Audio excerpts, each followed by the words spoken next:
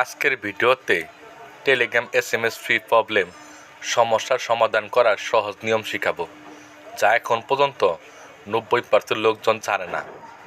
শুরুতেই আপনি আপনার মোবাইলে সেটিংস অপশন ওপেন করবেন। সমাধান করার আগে আপনার মোবাইলে কিছু সেটিংস অন করতে হবে।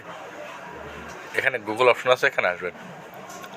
আসার পর এখানে রিকমেন্ড এবং অল সার্ভিসেসে ক্লিক করবেন। অল সার্ভিসেসে ক্লিক করার পর টু জেড অনেকগুলো অপশন চালু হবে। এখান থেকে ফোন নাম্বার শেয়ারিং নামে একটা অপশন আছে, এখানে আসবেন। আসার পর এটা অফ থাকবে, এটা আপনি অন করবেন।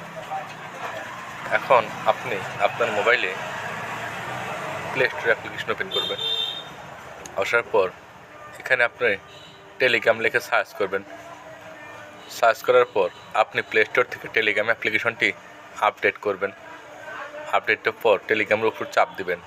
এখানে দেখতে পাচ্ছেন রেটিং অ্যাপ লেখা আছে। এই অ্যাপ টেলিগ্রামের এটি 5 রেটিং দিয়ে পোস্ট করে দিবেন।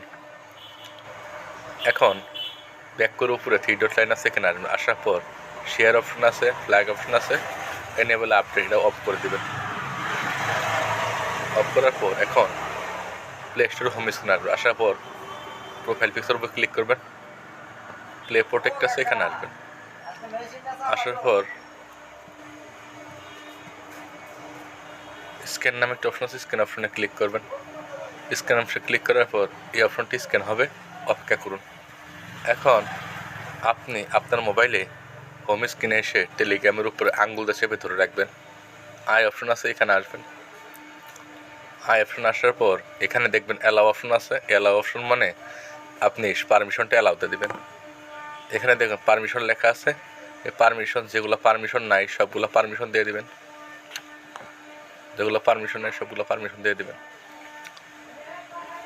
পারমিশন দেওয়ার পর আপনি আপনার মোবাইল 10 মিনিট বন্ধ করবেন, 10 মিনিট চালু করবেন।